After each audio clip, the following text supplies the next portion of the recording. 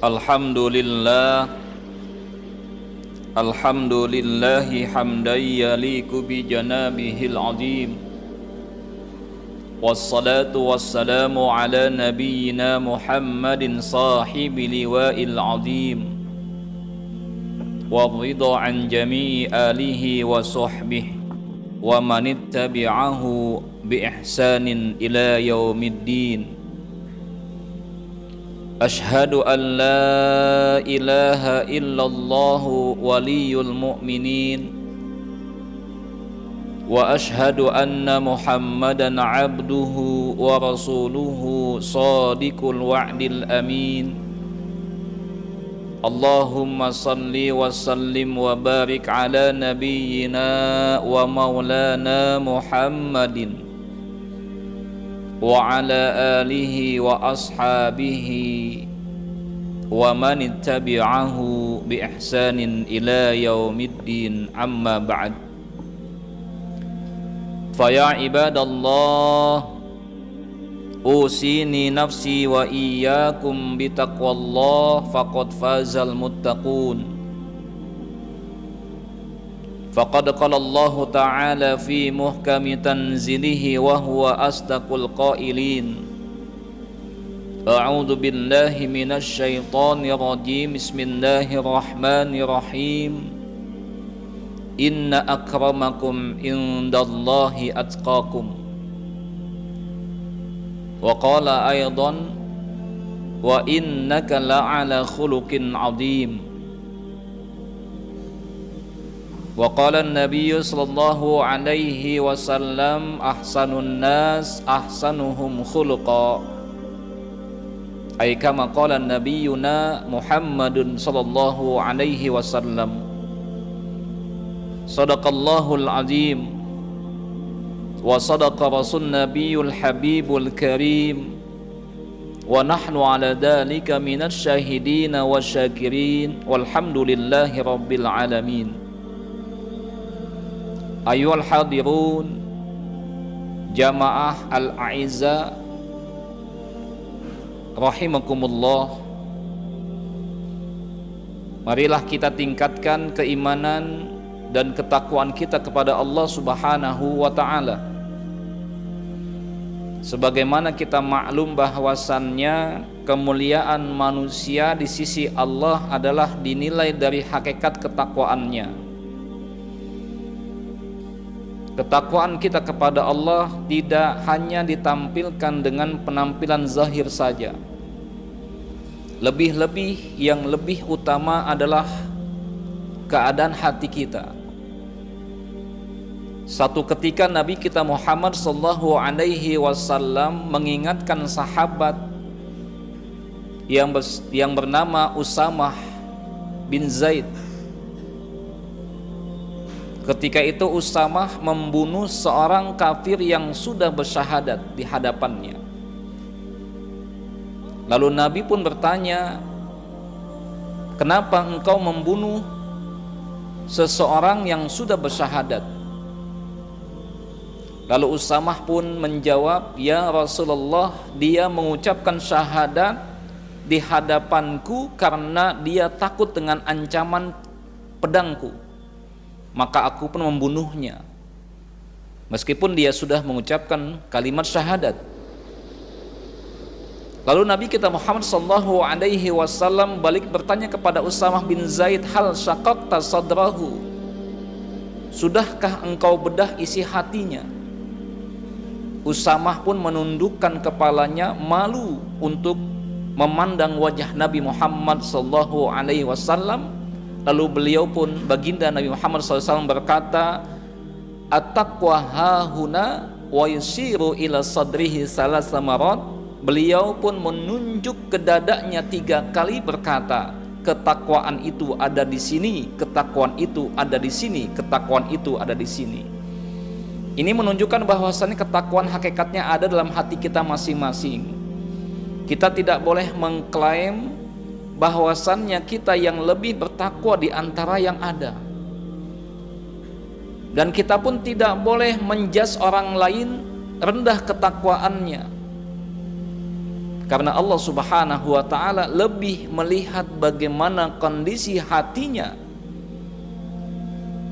apakah benar-benar ketakwaannya kepada Allah Subhanahu wa ta'ala, ataukah hanya sebatas kamuflase belaka. Namun demikian, amaliyah zahir kita pun dituntut untuk menunjukkan ketakwaan kita kepada Allah Subhanahu wa ta'ala. Mudah-mudahan di Saidul Ayyam ini keimanan kita, ketakwaan kita makin bertambah, menguat, sehingga ini benar-benar menjadi modal utama kita menghadap Allah Subhanahu wa ta'ala.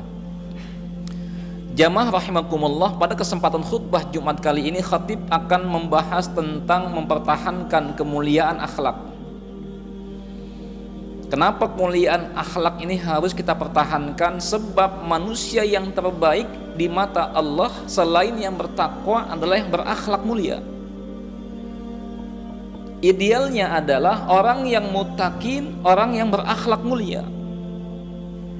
Makin taat kepada Allah, makin baik akhlaknya kepada manusia. Makin menampilkan zahirnya itu mengikuti tuntunan sunnah, seharusnya dia pun makin berakhlak mulia kepada orang lain.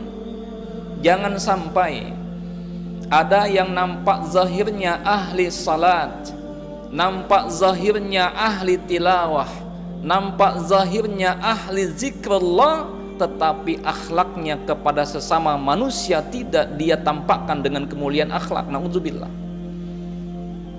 Dia merasa lebih saleh dari yang lainnya, lebih ahli tilawah, lebih ahli salat, lebih ahli zikrullah. Ini adalah talbisul iblis, tipu daya setan, tipu daya iblis merasuki dirinya. Na'udzubillah. Karenanya tetap ketika kita menjaga hubungan yang baik dengan Allah Subhanahu wa ta'ala, kita juga punya kewajiban untuk menjaga hubungan yang baik dengan manusia. Sebagaimana Allah sampaikan kepada kita, duribat alaihimud dillatu aynama sukifu illa bihabli minallahi wa habli minan nas. Manusia dimanapun dia berada akan senantiasa ditimpa kehinaan, kecuali dia bisa menjaga hubungan yang baik dengan Allah dan bisa menjaga hubungan yang baik dengan sesama manusia, lebih-lebih dengan muslim. Innamal mu'minuna ikhwatun, sesungguhnya hanya orang yang berimanlah yang bersaudara. Persaudaraan kita bukan karena sama darah kita, sama nasab kita, sama suku kita, sama asal daerah kita, tetapi lebih-lebih persaudaraan yang paling tinggi adalah karena persaudaraan keimanan dan keislaman yang sama, Tuhan yang sama, Allah Subhanahu wa ta'ala, tauladan utama yang sama, Rasulullah sallallahu alaihi wasallam, pedoman hidup yang sama, Al-Quran. Dan semuanya kita menginginkan kehidupan setelah kehidupan di dunia ini, kehidupan yang terbaik, yakni masuk dalam surganya Allah Subhanahu wa ta'ala. Jamaah rahimakumullah, terkait dengan tema tadi, bagaimanakah mempertahankan kemuliaan akhlak yang sudah kita miliki? Yang pertama adalah kita harus senantiasa istiqomah dalam kebaikan-kebaikan. Supaya istiqomah dalam kebaikan, jadikanlah kebaikan itu adalah kebiasaan. Kebiasaan tersenyum, kebiasaan mengatakan kata-kata yang baik, kebiasaan tepat janji, kebiasaan tidak berdusta, kebiasaan dapat dipercaya. Lakukanlah kebiasaan-kebiasaan itu, nanti kebiasaan-kebiasaan yang baik ini akan menjadi akhlak. Kalau sudah menjadi akhlak, maka akan menjadi satu perbuatan yang dilakukan secara spontanitas. Inilah definisi akhlak yang disampaikan oleh Imam Al-Ghazali. Akhlak adalah sesuatu yang dilakukan tanpa kesadaran, arti spontanitas. Maka siapa yang biasa ke masjid, ini adalah orang yang akan terjaga keimanannya. Dia ringan ke masjid karena biasa ke masjid. Bahkan hadis Nabi kita Muhammad SAW menggunakan kata-kata biasa. Dalam hadisnya Nabi bersabda, idza ra'aitum rajulan ya'tadu al-masajid fashhadu lahu bil iman. Apabila engkau melihat seseorang yang ya'tad ini apa? Adatnya ke masjid. Jadi kata-kata adat ini dari bahasa Arab. Ya, ada, ya'udu, adatan, biasa. Sesuatu yang biasa. Jadi kalau kita melihat ada seseorang yang biasa ke masjid, kata Nabi apa? Fashhadu lahu bil iman, berikanlah persaksian keimanan kepadanya bahwasanya dia adalah orang yang beriman kepada Allah Subhanahu wa taala. Jadi orang yang disebut beriman itu adalah yang biasa ke masjid.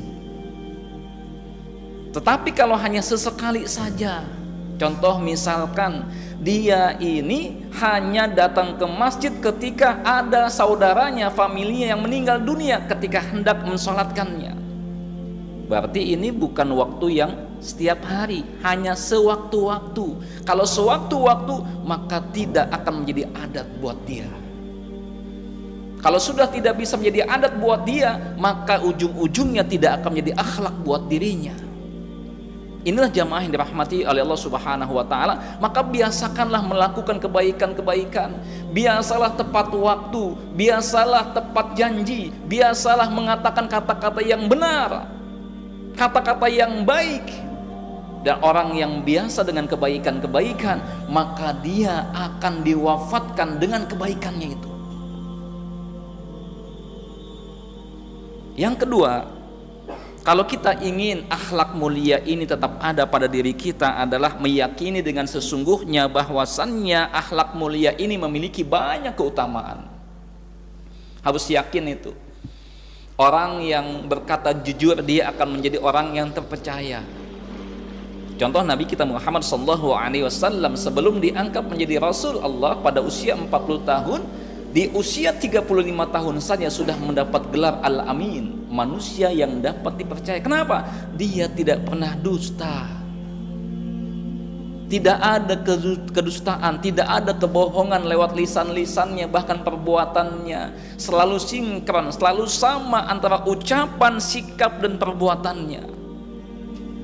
Naudzubillah min dzalik. Nabi kita Muhammad SAW mengingatkan kepada kita, siapa saja kata Nabi ya yang biasa dusta, sesungguhnya dusta ini akan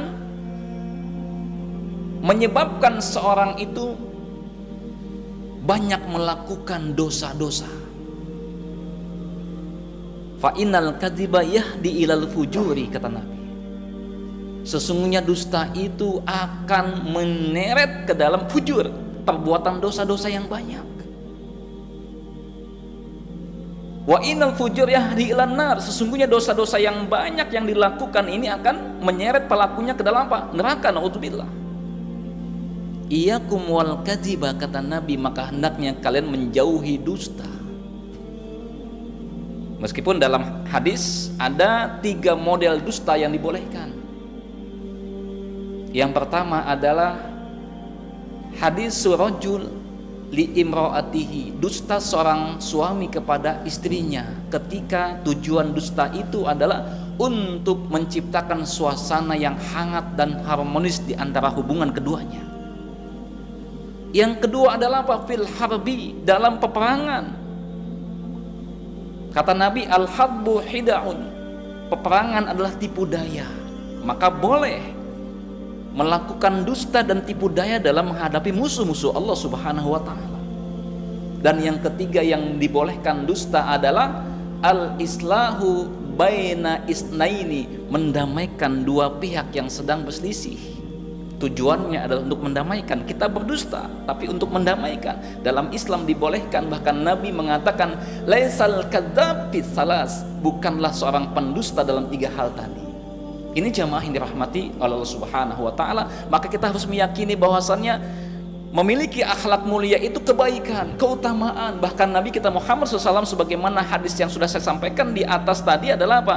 Ahsanun nas ahsanuhum khuluqa. Manusia yang paling mulia di antara kalian, yang paling baik di antara kalian adalah apa? Yang akhlaknya baik, yang akhlaknya mulia. Bahkan suami yang paling baik adalah suami yang paling baik akhlaknya kepada keluarganya. Banyak sekali hadis, banyak sekali ayat yang menjelaskan tentang keutamaan, kemuliaan akhlak. Kemudian yang ketiga, supaya kita tetap memiliki akhlak yang mulia adalah bertemanlah dengan orang-orang yang baik. Dalam hal ini Nabi kita Muhammad sallallahu alaihi wasallam bersabda, "Ar-rajulu 'ala dini khalilih, falyandur ahadukum man yukhalil." Akhlak seseorang di antara kalian, kata Nabi, itu tergantung teman dekatnya. Maka hendaknya setiap kalian perhatikan siapa teman dekatnya.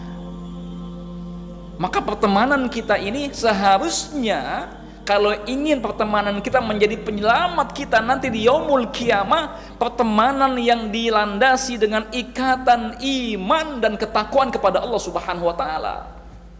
Berkumpulnya kita di tempat ini karena takwa kepada Allah. Berkumpulnya kita di kedai kopi karena ingat kepada Allah.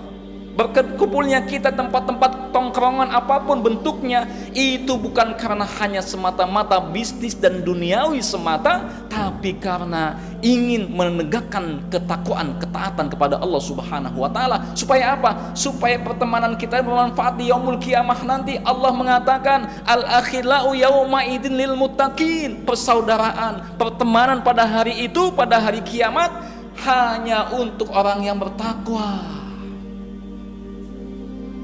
Kalau pertemanan hanya sebatas bisnis, akan hilang.